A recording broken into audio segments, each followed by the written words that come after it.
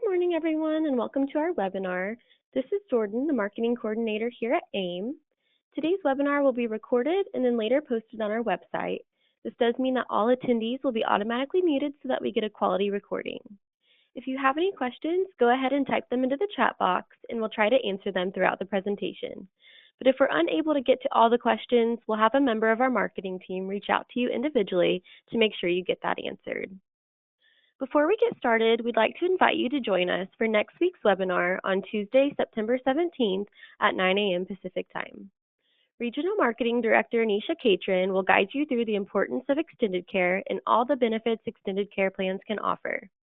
And with that, I'll hand it over to Mike so that we can go ahead and get started. Take it away, Mike. Thanks, Jordan. As always, we appreciate all the work that you do behind the scenes to make these things go off as close to flawlessly as they can. On the technical side of it, there's a lot that goes into the mailing of the electronic invitations, the prep that goes with that, and making sure that a lot of behind the scenes stuff happens. You got to have some appreciation for the time and energy and focus on detail that comes with that. So today, me, Mike Anderson, our lead internal wholesaler here, been doing this since way back, and want to spend some time with you and talk about what we're calling long-term care by the numbers. And there'll be some of that, and then we're going to talk some about why, no matter what you're doing, your agency bottom line needs some attention to long-term care. All right. The agenda, and if you've been on my webinars before, you know that I'm not somebody that reads the slides. I talk around the slides. We're going to talk about some long-term care basics, talking about a commitment that we feel like you should be making both to agency growth and to the financial health and well-being of your clients. The good thing about this commitment is that it's simpler to execute this plan than you think, and the rewards for executing this plan are going to last. The financial rewards for you and your agency are going to last a much longer period of time than you think, and the financial safety that you are going to put in place for your clients is also going to last far into the future. If you've been on any of the webinars that I've done in the past, not any, but some of the webinars that I've done in the past, you've heard me talk about the American dream. That phrase was actually coined by a writer named James Truslow Adams almost 100 years ago, 1931, in a book that he wrote called The Epic of America. And he talked a lot about a life that could be better and richer and fuller for everybody. Hold on for a second here.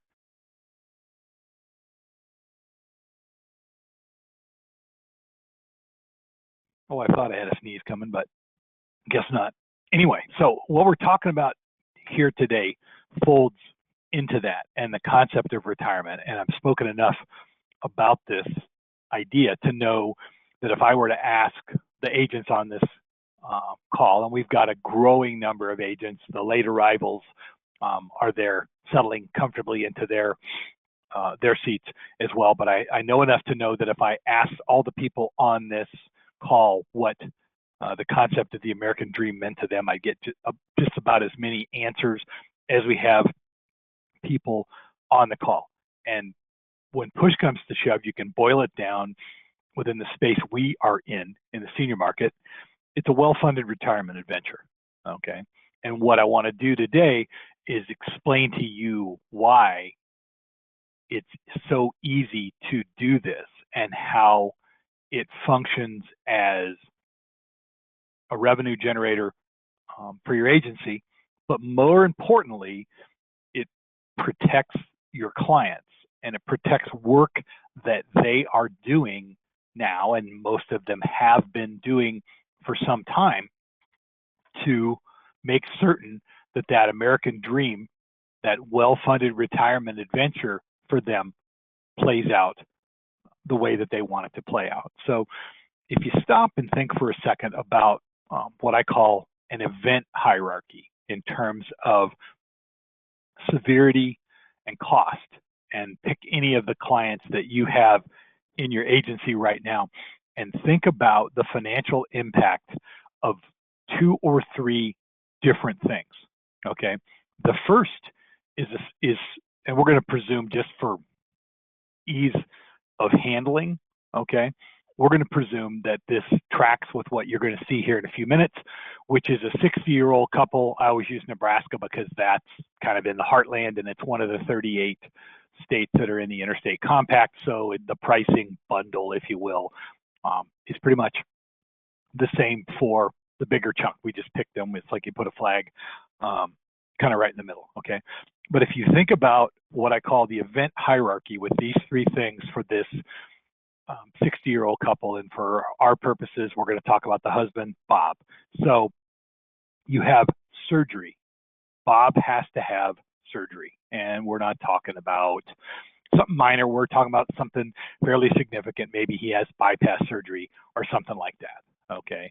And a combination of the different protective elements, if you will, the health insurance and things like that, even in today's environment with higher deductibles and such, they ensure that the out-of-pocket costs for Bob and his wife, Carol, is probably going to be, in the big picture, not devastating. Okay, so and let's just say, for easy math, that it's $10,000. All right, it's probably high, but so you have that on the low end. In the middle, you have Bob's unexpected death as a result of the surgery not going the way that they planned, or something happened that was unexpected in the surgery. And again, just for this event hierarchy situation, we're going to talk about, so Bob passes away, they have the unexpected costs of his funeral. Don't know whether Bob had life insurance or not. I should know, or the agent should know, and so we're going to say, just for the hell of it, that they had a kind of a standard $50,000 life insurance policy that was available through Bob's employment, okay? And so that takes care of everything that they need. But the reality is the actual expenses from that, not replacing his income, but the actual hard costs, if you want to call it that, for that event are, we're going to say $25,000, okay? So you had 10 grand on the surgery, you had 25 grand on the unfortunate death event. And then the third part of this hierarchy is we're going to substitute a different outcome, and we're going to say, okay, something went wrong. Bob had a stroke on the table, okay? Didn't pass away, but it's going to involve extensive recovery for him to get back to work, if that is even a possibility. And for the care that he's going to need to deal with the non-medical part of that extensive recovery, it's going to be pricey, okay? And round math, and this is round math that's been around for a while, we're going to say it's costing $5 grand a month, and it's going to probably take 18 months for him to get back to the point that he's able to go back to work, okay? So, you do that math, you're talking about $90,000, okay? So from a standpoint of event hierarchy and impact on retirement planning and things like that, the surgery, a blip, but not a big blip. Passing away, they had the life insurance policy to cover it. And then you get to long-term care. And the long-term care situation, that's going to cost him almost $100,000. Okay, he's old enough now that he doesn't have to pay the penalty for taking the money out of the retirement plan early, but he's still got to pay taxes on it. So the actual $90,000 in hard costs are going to be buttressed by taxes, et cetera. So let's call it 125 grand just for easy math. Okay, that right there is the reason that we are so consistent with our messaging about the fact that long-term care matters. That's why we are so insistent that agents should be having these conversations with their clients. Are they complicated conversations? Probably. Are they difficult? We disagree with the agent's insistence that it's a hard conversation. And the reason that we disagree with that is because these people know who you are and they know what you do. And the simple truth of the matter is, is they're probably more surprised that you're not asking than they would be if you did ask. Okay? So, and the reality is when they have that sudden change in health, if you haven't had that conversation with them and someone hasn't, we'll talk about that more here in a second. If you haven't done that, they have one place to go to pay for that care, and that place is the retirement plan. So these numbers aren't new. 90% of the people that are in your universe, your orbit, have never had anything remotely resembling a long-term care conversation. Okay. And that it kind of circumvents the piece in the middle. You're going to be the only one asking them. It's not like it's a crowded field. It's a target-rich environment. 9 out of every 10 people that are in your practice or that live in your neighborhood or that are in your life and in your social circle. Maybe you play golf or you play tennis. There are people that you see at the golf club or the tennis club, people that you see in church, okay? All of these people have not yet had anyone approach them and ask about the work to do the work to help them with the retirement planning, and that's what long-term care does. And part of what we're going to talk to you about today is just a simpler approach. You don't have to. We don't ask you to, and we're not expecting you to shift everything you're doing towards long-term care, but we're asking you to cherry pick in your practice and have a couple conversations a month that set up one transactional conversation a month with folks.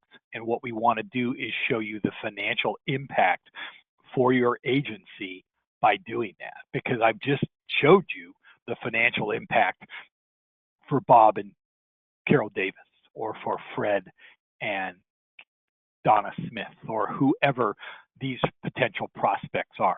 We've shown you how devastating that particular piece can be. All right. Now, the other part here we talk about within the basics here is this idea of pennies on the dollar. Talked about it a lot. Going to continue to talk about it until they wheel me out of here on a handcart. And that's the fact that the cost for this, and I know we got a carrier rep on the phone. No doubt that carrier rep is smiling, nodding their head as we talk about this. The cost to put this plan together is pennies on the dollar. Okay. And there's a lot of different ways to do it.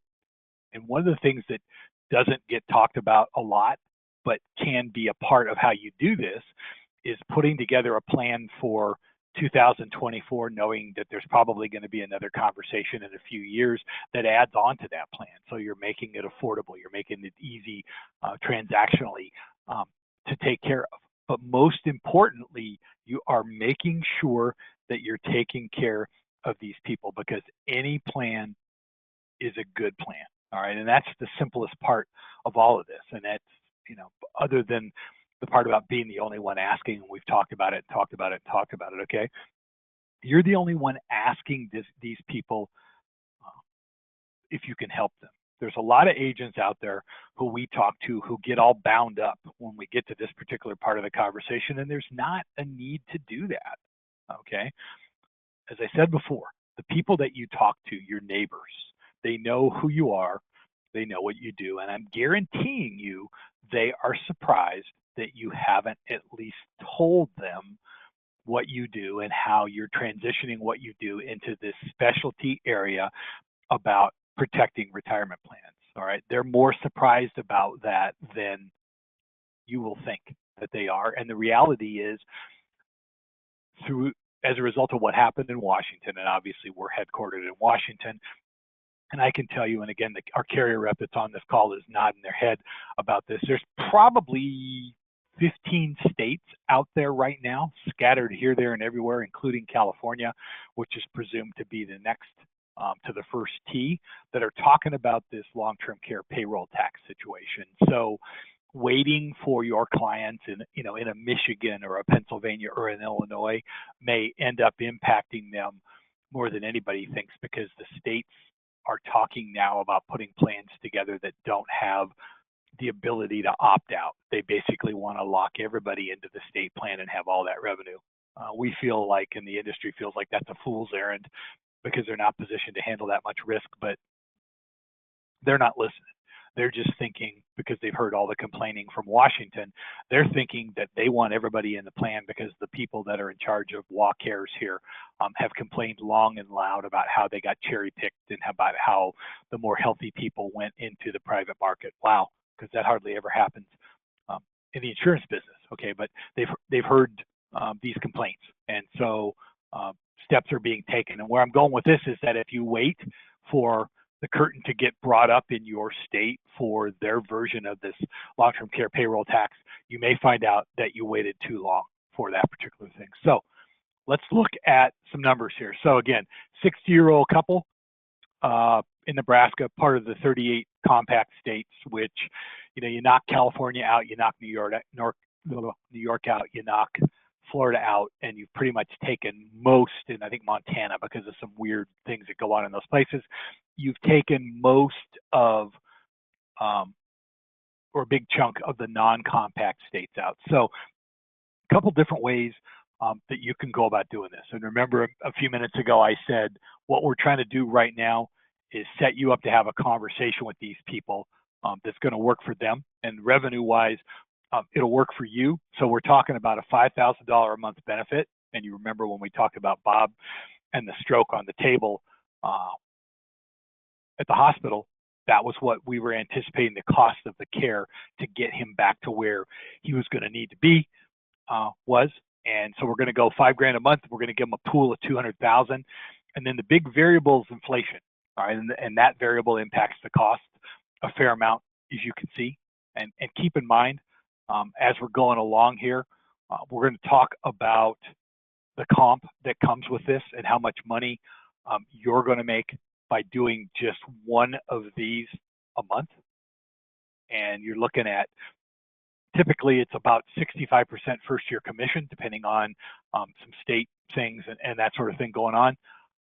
65% first year commission. You can do the math on these and see how much you're going to get. Most of them are going to pay monthly, which means you're going to get paid monthly. But you're looking at just a little bit to start with, but it keeps growing every month because every month you are adding a new policy into the mix, and you are adding in a new, close that out of the way there, a new client that you have worked with and you have set together a plan. All right. So a lot of people are probably looking at this and scrunching their nose up. Why are we talking about an alternative benefit structure?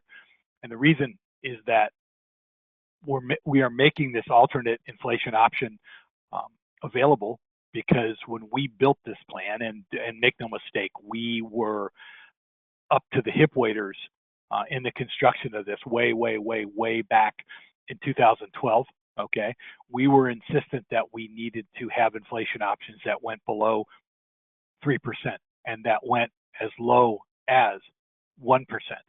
Okay, and we do that. And what we have seen, and there's a gigantic report that comes out, I think it's about once a month now, and I have access to that. And what we see as we're going along with this is that more and more and more people are taking inflation options or using inflation options that are lower than what used to be the industry standard, which is 3% compound for life. And they're doing that because it allows the agent and the client to work together and get the policy to a price point where affordability lives. Okay, 1% is surprisingly popular, and that's popular because it kicks into gear the built-in buy-up option, and that built-in buy-up option allows the client, within some parameters that are specific to the policy and specific to their age and how long they're going to own the policy, it gives them the option to buy more inflation at a later point in time. Okay, and so it's really, really, really popular. Okay, but you take what I was telling you before on the plan. I'm going to back up here for just a second because I want to make sure that we emphasize this. Okay, so you take that $3,000 premium, all right, and on an annualized basis, that's going to make about $2,000. So let's call it $185 a month for that transaction. And every month they're going to add a new one. And if they stay just within that milieu, you can do the math on that, and you can see quickly that it adds up. All right, we'll talk a little bit more about that here in a minute, but and needless to say, the $5,400 one, that's going to be a bigger chunk, and it's going to add up faster. But if you keep doing this and you honor the commitment that we asked you about and mentioned at the beginning of the conversation, you honor the commitment to your clients and you honor the commitment to your agency, at the end of the year, the run rate that you're going to be on is going to position your agency to have unaffiliated with other things that you do, $25,000 to $35,000 to $40,000 of annual commission coming in, and that number is going to grow again every month by virtue of that one transaction that you're focused on, and you've cherry picked that healthy client that you have the conversation with. That's going to grow, and it's going to keep growing, and it's going to keep growing, and it's going to keep growing. Okay, now going back to what I was talking about with 1% compound, that same structure that we talked about with before, $5,000 monthly benefit, $200,000 pool, 90-day EP. Okay, with 1% compound, you're looking at a premium of $4,090. So that gets right smack in the middle. And it goes back to what I said before with regard to any plan is a good plan. Those options were put in when we were doing the construction on this low those many years ago. And the idea was, again, to be able to give agents the opportunity to bring those clients and work with those clients to get to a point that price, my old boss used to refer to it as the price point where affordability lives. And it allowed people to make that move. And I can tell you, having seen the hard numbers, and I'm not going to pull up the spreadsheet and get heavily into the insurance nerd stuff, but I am telling you that the number of policies that are written in this range from 1% lifetime all the way up to 3% 20 is a big number, and it's a growing number because people are developing an appreciation for that affordability piece. Okay, so we've heard all the feedback. Let's talk about that, I guess. For a second, you can call it excuses, you can call it whatever it is that you want, okay? But when you really get into the software, and we've got software for all of our products, whether it be hybrid, and it's worth noting, I showed you one example simply because I didn't want to get into 10 examples, okay? And the reality is the compensation on these is about the same for most of them. That means that you're going to make the same amount of money whether you're working with carrier X or carrier Z or carrier Q, ballparkishness, depending on age of clients, et cetera, et cetera. It's a 2 pennies on the dollar proposition, okay? And going back to the beginning and what I was talking about with that event hierarchy, this is the one thing that will save your client's retirement play, what they're doing, that's going to save it from getting blown to smithereens. All respect that's due to agents that take care of Medicare. Medicare is important, okay? It is the one thing that they've got that protects their health insurance above the age of 65. Final expense, that has a growing place. But again, within that hierarchy, those are not anywhere near as consequential as what happens if you have clients that have that sudden change in health and they don't have something in place to protect the retirement plan. And that's and this is a tale that I've told before about what happens when you don't make the ask. But in this particular situation, the ask was made multiple times. And the truth of the matter is, and I don't know any of your clients, I know who many of you are who are on the call. I've worked with many of you who are on the call. Okay, so I do have some interaction with you, but I don't know your clients. But the simple truth is, you're going to run into clients whose biggest problem is they don't know they don't know. Okay, they think they understand how this works better than you do. Frankly, they think they're smarter than you are. And when that happens, you just kind of have to shrug your shoulders. If you use a release, for lack of a better way to put it, a waiver, have them sign that waiver and make sure that they understand clearly that you've got a fiduciary responsibility to your practice. That means that because you had that conversation and they said thanks, but no thanks, you're going to have them sign this waiver. So if something goes wrong, they're not back knocking on your door. But again, if you cherry pick this group, this younger, healthier group, and work with them, you're not going to run into that. very often, but you will. Okay, so setting the stage for what happens when you don't ask, and I know about this from personal experience because I did have several conversations with probably my closest friend that I'm not married to in the world, lives here in this town, and this goes back nearly 10 years ago, and was pretty insistent that he and his spouse needed to get long-term care insurance to protect themselves, and they, for a lot of different reasons, they elected not to do that. And in June of 2016, my longtime friend had a fairly significant stroke. Um, and I say significant rather than catastrophic because it was recoverable, but he had to retire from work.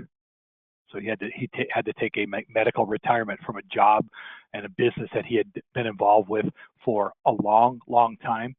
And more significantly, because they didn't have long-term care, they had to crack open his 401k to pay for care to get him through the recuperative phase to a point where he could subsist. Okay. He walks with a cane.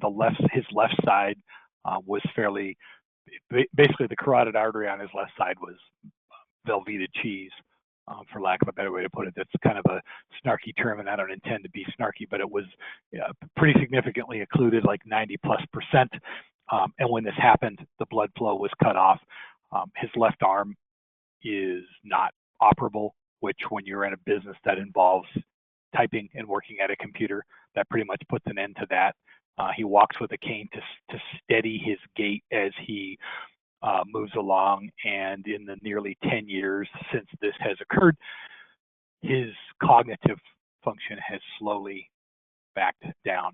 I refer to it as it's essentially skiing backwards downhill, more and more and more and more and more and more. And I still see him and socialize with him pretty routinely. We're both big college football fans, and again, some of you have heard this story before. Sorry, you get to hear it again. We're both big college football fans, so in the fall we tend to spend a lot of time together, and there's not a time that I see him, there's not a time that we get together that I don't wish I had been able to be more compelling to get them to take care of that one piece of the puzzle, simply because if they had, they wouldn't be where they're at now, and where they are at now is that they are subsisting largely on his Social Security. They took the remnants of what he had in his retirement plans and a little bit of a inheritance. They paid off their house, so they don't have a lot in the way of bills, but they also don't have a lot in the way of income. And if you go back to what I talked about at the very beginning and the American dream, this is not for my friend of 47 years. This is not a well-funded retirement adventure.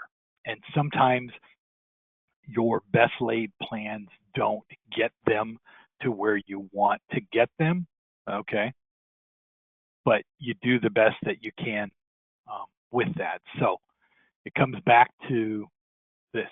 You're asking them, Bob, Carol, Frank, Sam, whoever, doesn't matter. Can I talk to you about a new part of my practice? I'm developing a subspecialty in the area of retirement planning.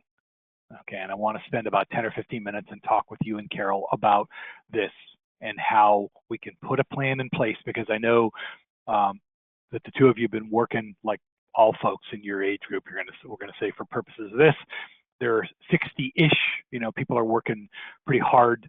They've got a long view in place where they know where they want to be. They know how much they feel like they're going to have. They know how much they're going to be taking out on a monthly basis. And that's the real hook with this, is that they feel like they want to take out $7,000 a month out of 2 Social Security accounts, a couple retirement accounts, et cetera, et cetera.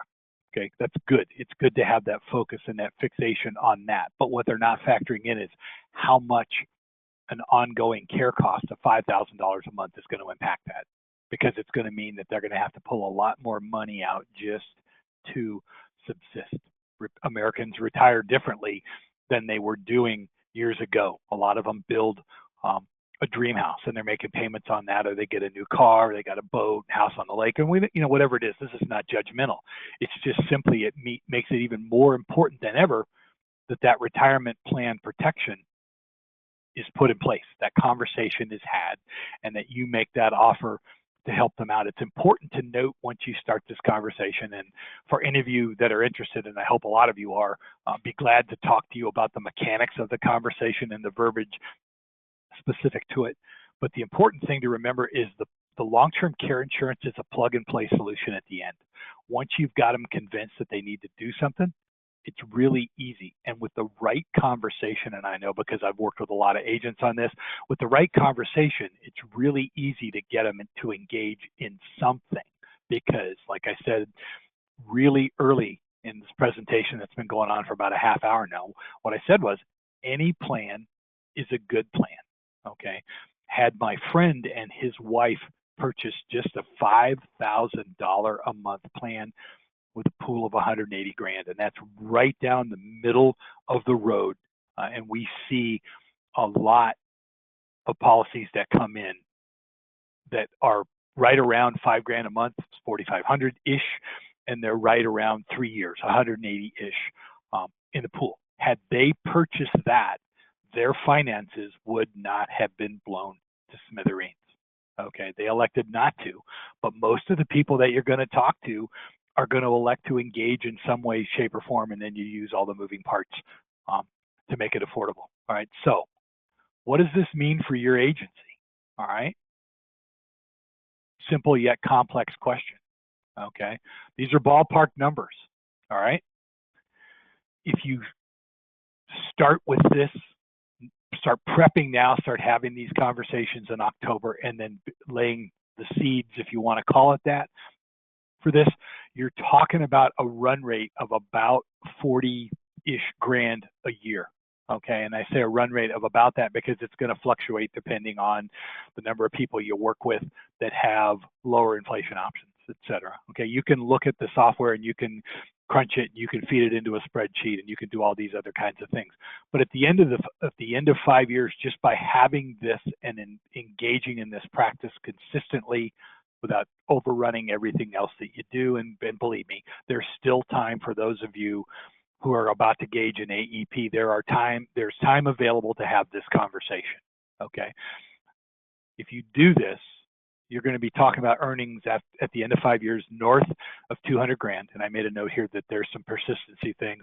Most of the time, persistency is golden with this product. And when I say golden, it's north of 90%. Every once in a while, you're going to have somebody that goes on an early claim situation, and you'll have that drop off. Those are rarities, okay? And then you can do the math on this at the end of 10 years of doing this. And if you do this consistently, at the end of 10 years, you're going to have a nice stream of renewal income, and with, again, persistency such that these things stay on the books at a rate of more than 90%, you're going to be in pretty good shape. And it becomes an on and on and on situation. And it's just about one sale a month. Not asking you to make a commitment to do anything more, but we are asking you to make a commitment to helping your clients.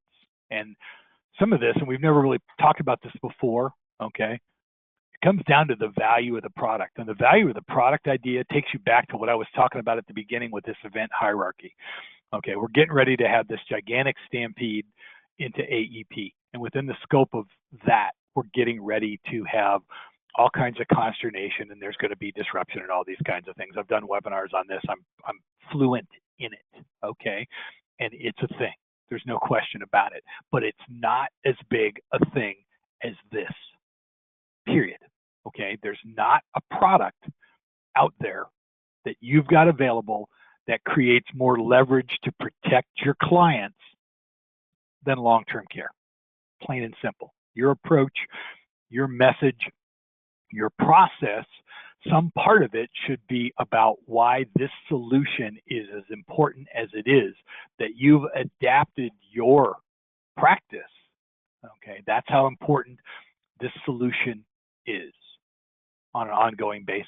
So all of the mechanics available, with this as far as contracting, CE, and things like this, we can help you with all of that. And it's a minor blip in the big picture in terms of what it's like to be at a neighborhood barbecue and see somebody that's been in your orbit for a long time and who has dealt with an unexpected health event, and you know nobody had the conversation with them about protecting their retirement plan. So ask yourself, have you got time to ask one more question, or to ask one question to the right select group of prospects and clients? Okay, the people that are running towards you with their hair on fire, wanting to talk to you about long-term care, when you get those, the first question with those people should be, are you on your way to a doctor appointment, or are you coming from a doctor appointment? They're not necessarily the prime group that you want to work with. We've got a solution set for them in most states. We can talk to you about that. The group you want to work with is a little bit younger and a whole lot healthier, and they're going to make it much easier for you to work through all the different pieces, parts of this along the way, okay? But it starts with that commitment to your clients and to the growth of your agency to ask one question, or in some cases, one more question, to the right group of prospects and clients. Because knowing the health is number one. Getting tangled up in complicated health situations will just cost you time and energy. There are plenty of people out there who are healthy, and those are the people that you want to focus on, because we are respectful of the amount of time, and there is a finite amount of time you've got available to solve problems. Okay, and being respectful to you and helping you be respectful to your clients will get you positioned to have that conversation with the right group of folks. So it's almost 40 after the hour. That's the end of what I've got. I'm going to go ahead and unmute everybody so that if there are questions about this, that we can take those. We will be doing a round of follow-up calls. We always do follow-up calls with the attendees, okay? And we will be making that round. But right now, I'm going to go ahead and unmute. Please, if you don't anticipate participating in the conversation, please self-mute yourself. And a lot of you, I think, already have done that. But just in case, that way we don't have the dog barking at the Amazon delivery driver, or a tea kettle whistling, or somebody making an appointment on their alternate phone with this. So questions, please. Quick reminder, next weekend's webinar, it'll be on the 17th, as always, 9 a.m. Pacific time. That's going to be Nisha Catrone taking a look at short-term care, which is a great companion to this situation and this conversation. It is a fallout and fallback position that we have in a lot of states, not Washington, not California, so that'll save you time to raise your hand and ask me about that. Right now, there are a few that we don't have it in, but we have it in a great number, and we have agents that are having massive success with that, simply because it's ease of handling. It doesn't do as much as long-term care does, but it is there. So, all right, one more pass through for questions. And again, I appreciate everybody making time to available to join me here on a Tuesday morning, bright and early. It certainly is appreciated, and I will be making that round of follow-up calls to talk with the folks that are with us here this morning, answer any questions, handle contracting inquiries, etc., for them. And that's a big piece of what we have to do. Compliance dictates that before we can start getting you much in the way of materials, much in the way of information, including software and such, that the actual agent agreements require you to be appropriately licensed with the carrier, and then being able to verify the fact that in your state you have the right CE for the particular piece that you're working in. So, all right, well, no questions, no hands up in the air, any of that kind of stuff. So Jordan, we're going to go ahead and wrap this one up. It is recorded. Jordan will process, get it posted onto our website. You'll have access to it probably later today, and if not later today, first thing in the morning, and that'll be on the YAM website. So thanks for joining us, everybody. We're going to go ahead and wrap everything up. Have a good day. We'll be in touch soon.